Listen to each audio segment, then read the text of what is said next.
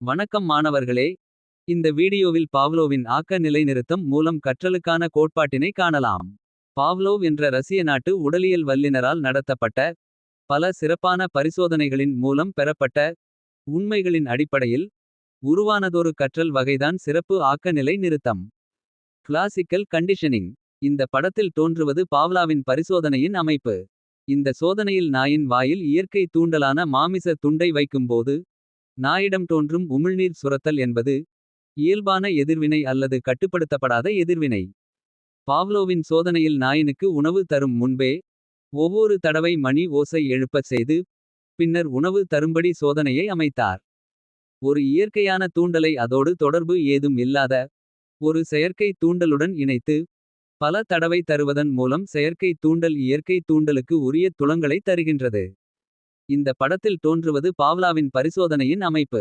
இந்த சோதனையில் நாயின் வாயில் இயற்கை தூண்டலான மாமிச துண்டை வைக்கும்போது. நாயிடம் தோன்றும் உமிழ்நீர் சுரத்தல் என்பது இயல்பான எதிர்வினை அல்லது கட்டுப்படுத்தப்படாத எதிர்வினை. பாவ்லோவின் சோதனையில் நாயினுக்கு உணவு தரும் முன்பே. ஒவ்வொரு தடவை மணி ஓசை எழுப்பச் செய்து. பின்னர் உணவு தரும்படி சோதனையை அமைத்தார். ஒரு இயற்கையான தூண்டலை அதோடு தொடர்பு ஏதும் இல்லாத. ஒரு செயற்கை தூண்டலுடன் இணைத்து. பல தடவை தருவதன் மூலம் செயற்கை தூண்டல் இயற்கை தூண்டலுக்கு உரிய துலங்களை தருகின்றது. பாவ்லோவின் சோதனையில் முதலில் கட்டுப்படுத்தப்படாத தூண்டுதலில் உணவு வழங்கப்படுகிறது. ஆதலால் நாயின் வாயில் உமிழ்நீர் சுரத்தல் நிகழும். இரண்டாவதாக மணி ஓசை மட்டும் தரப்படுகிறது. உணவு வழங்கப்படவில்லை. நாயின் வாயில் உமிழ் நீர் எதுவும் சுரக்கவில்லை. இரண்டாவது நிலையில் ஆக்க நிலை நிறுத்தம் ஏற்படுதல். முதலில் மணி ஓசை கொடுத்து அதனை தொடர்ந்து உணவை வழங்குகிறார். இங்கு மணி ஓசை என்பது கட்டுப்படுத்தப்பட்ட தூண்டுதல். உணவு என்பது கட்டுப்படுத்தப்படாத தூண்டல். இந்த நிலையில் நாயின் வாயில் உமிழ் நீர் சுரக்கிறது. இது கட்டுப்படுத்தப்படாத துலங்கள். மூன்றாவது நிலை. முந்தைய படிநிலையை திரும்ப திரும்ப செய்யும் போது கடைசியாக உணவு வழங்கப்படாமல் மணி ஓசை எழுப்பும் போதே. நாயின் வாயில் உமிழ்நீர் சுரக்கிறது. மணி ஓசை என்பது செயற்கையான தூண்டுதல்.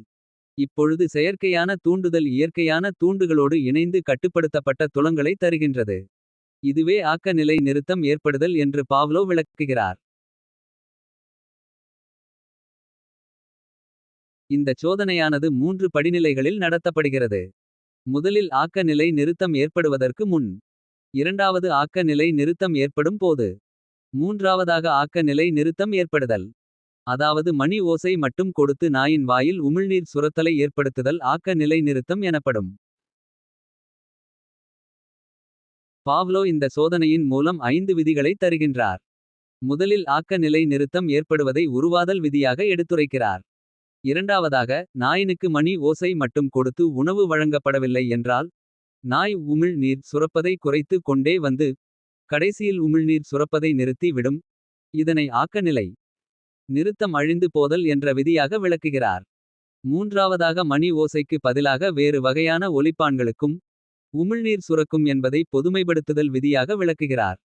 நான்காவதாக நாயினுக்கு மணி ஓசைக்கு மட்டும் உணவு அளித்து. வேறு வகையான ஒலிப்பான்களுக்கு உமிழ்நீர் சுரக்கும் போது உணவு அளிக்காமல் இருந்தால். நாயானது அழைப்பு மணி ஓசைக்கு மட்டுமே உமிழ்நீர் சுரக்கும். அதே வகையை சார்ந்த வேறு ஒலிப்பான்களின் ஓசைக்கு உமிழ்நீர் சுரக்காது. இதனை வேறுபடுத்தி அறிதல் என்ற விதியாக விளக்குகிறார். ஐந்தாவது விதியாக நாய் மணியோசைக்கு ஆக்க நிலை நிறுத்தம் செய்யப்பட்ட பின். மணி ஓசையுடன் மேலும் ஒரு கூடுதலான தொடர்பற்ற. அதாவது விளக்கு ஒளியை தூண்டுதலாக பயன்படுத்தி. இரண்டாவது தூண்டலுக்கு உமிழ்நீர் சுரக்கச் செய்வதினை இரண்டாம் நிலை ஆக்க நிலை நிறுத்தும் என்கிறார். இதுவே பாவ்லாவின் ஆக்க நிலை நிறுத்த கோட்பாடாகும். நன்றி.